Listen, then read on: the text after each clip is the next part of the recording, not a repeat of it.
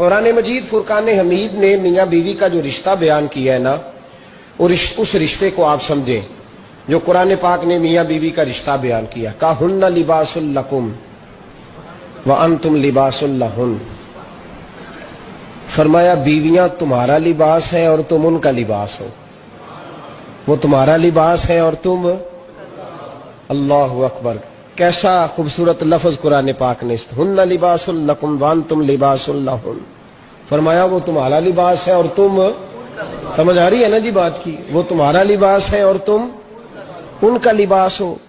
تین خوبیاں تو ہر لباس میں ہوتی ہیں، تین چیزوں کے لیے لباس پہنا جاتا ہے، تین چیزیں، تین قسم کی آسائشیں لباس میں پائی جاتی ہیں، اس پر تو تمام مفسرین کا اتفاق ہے۔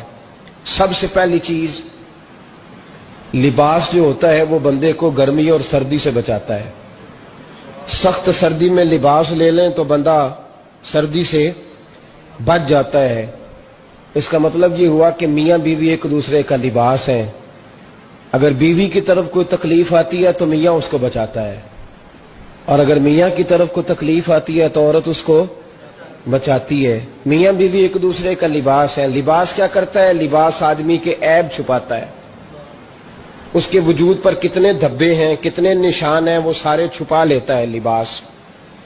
میاں بیوی ایک دوسرے کے عیب چھپانے والے ہوتے ہیں، عیب بتانے والے، رونا رونے والے نہیں ہوتے کہ بی بی جب بھی میکے گئی اس نے جا کے رونا شروع کر دیا، اتنی میں تانگو دوسرا ہے ہی کوئی نہیں، اور خامد صاحب جب بھی ملے انہوں نے ایک ہی راگ الاپنا شروع کر دیا کہ میری کیا بات تھی، مجھے مل کیا گیا ہے، میں کیا تھا، میرے ساتھ ہوا کیا ہے۔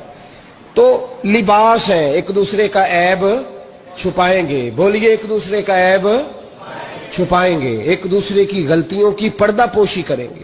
اور تیسرا لباس کا کیا مقصد ہوتا ہے؟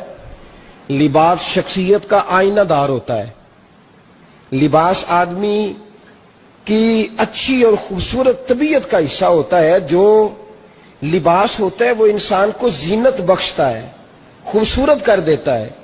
داڑھی والا آدمی ننگے سر پھرے تو خوبصورت نہیں لگتا، ٹوپی پہن لے تو بڑا پیارا لگتا ہے، ٹوپی پہنے تو بڑا، اور اگر امامہ باندھ لے تو نور نالا نور ہونا شروع ہو جاتا ہے۔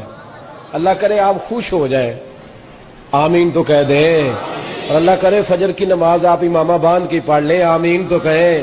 چلو کونی جنہ دی داڑھی نہیں انہوں نے رکھنی چاہیے، جنہ دی نہیں انہوں نے، موضوع نہیں تھا پر ہماری بھی مجبوری ہے، داڑھی آئی جاتی ہے ہر موضوع میں شامل ہو جاتی، رکھنی چاہیے۔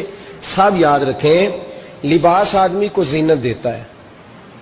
قرآن مجید کے لفظوں پہ غور کرو، اگر تو شادی کے بعد بیوی کے آنے کی وجہ سے خامد کو سکون نہیں ملا تو اس کا مطلب ہے اس نے گھر کو زینت نہیں دی، اور اگر شادی کے بعد اس بچی کو تحفظ نہیں ملا، اس کو اپنے گھر کے اندر سکون نہیں ملا، تو اس کا مطلب ہے خاوند نے اسے زینت، اس لباس نے زینت نہیں دی۔